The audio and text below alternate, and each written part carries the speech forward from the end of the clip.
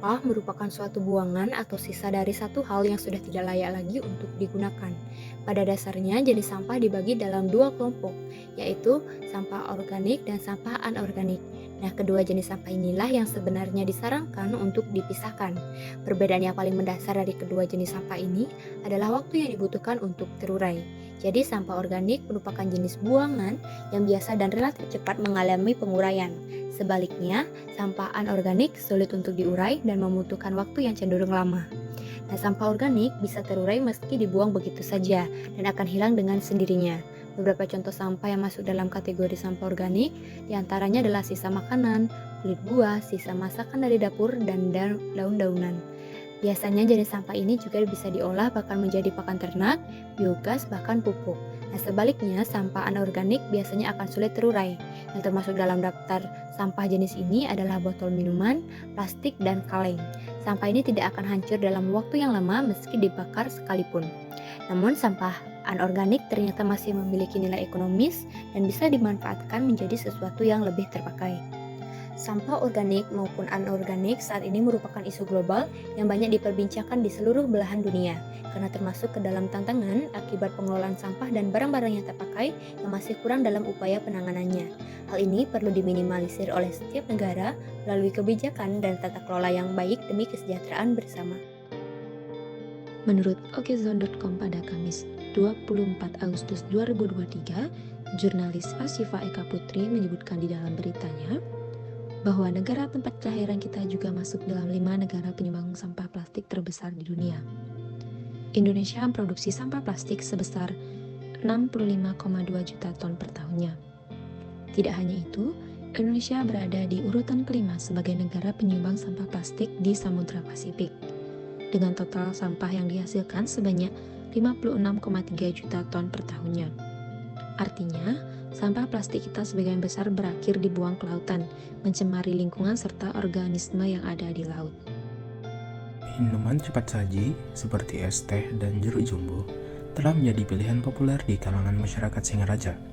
Fenomena ini bukan hanya terkait dengan minat masyarakat lokal, tetapi juga mencerminkan tren global dalam konsumsi makanan dan minuman cepat saji. Dalam konteks global, peningkatan konsumsi minuman cepat saji membawa dampak yang signifikan terhadap lingkungan, khususnya terkait dengan produksi sampah anorganik dan organik. Pembahasan dalam video ini, kita akan menganalisis dampak dari eksistensi penjualan es teh dan jeruk jumbo terhadap lingkungan di Singaraja. Fenomena ini dilihat dari dua sudut pandang, yaitu dari sisi produksi sampah yang dihasilkan, yaitu sampah organik dan anorganik, dan juga dampak sampah tersebut terhadap lingkungan sosial dan ekonomi, baik itu secara lokal dalam lingkup masyarakat Singaraja dan juga dalam lingkup global. Bahwa minuman kekinian yang sering kita minum di tengah cuaca yang sangat terik akan memberikan dampak yang buruk bagi lingkungan kita. Nah, kita hanya seringkali berpikir bahwa minuman kekinian yang dikemas menggunakan plastik dengan tampilan yang menarik hanya akan mempengaruhi kesehatan kita saja. Namun, nyatanya, minuman kekinian yang sering kali kita minum memberikan dampak yang cukup buruk bagi lingkungan kita. Seringnya kita mengkonsumsi minuman kekinian yang cepat saji akan memberikan dampak bagi lingkungan sekitar kita. Karena limbah-limbah pabrik dari perusahaan minuman ini yang dibuang tidak pada tempatnya. Sampah yang berasal dari dapur seperti sisa kulit buah, sisa plastik, atau sisa makanan pelanggan merupakan salah satu penyebab terjadinya pencemaran lingkungan.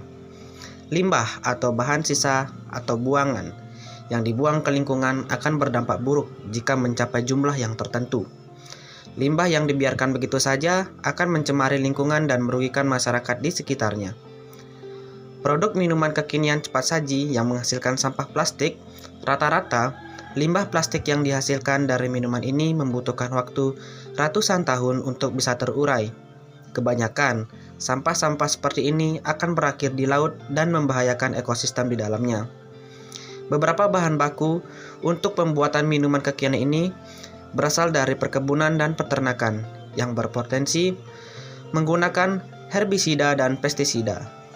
Keduanya juga mampu mencemari tanah dan air di sekitarnya. Dampak positif Peningkatan pendapatan seperti halnya bisnis ini dapat memberikan penghasilan tambahan atau bahkan menjadi sumber utama pendapatan bagi pemiliknya. Dan juga kreasi produk seperti menyediakan variasi es jeruk dalam ukuran jumbo bisa menarik minat konsumen yang mencari porsi besar dan unik. Dan penciptanya lowongan kerja seperti bisnis ini dapat membuka peluang bagi orang lain untuk bekerja, seperti karyawan yang mengelola toko atau penyedia bahan baku, dan peningkatan ekonomi lokal, yaitu dengan beroperasi di suatu daerah. Bisnis ini dapat meningkatkan ekonomi lokal dengan membayar pajak dan membeli bahan baku dari pengepul lokal, dan inovasi produk lokal juga, yaitu menghadirkan es jeruk jumbo juga dapat menjadi salah satu bentuk inovasi dalam kuliner lokal yang memperkaya variasi produk di pasar. Untuk mengatasi permasalahan plastik yang semakin meningkat, ada pun solusi yang diambil agar dapat mengatasi permasalahan menambahnya sampah plastik akibat dari sumbangan usaha jeruk jumbo tersebut, yakni yang pertama, memilih produk yang terbuat dari bahan daur ulang. Yang kedua, penggunaan bioplastik. Bioplastik adalah plastik yang terbuat dari bahan-bahan alami seperti jagung, singkong, atau tebu. Bioplastik dapat terurai secara alami dan tidak dapat mencemari lingkungan.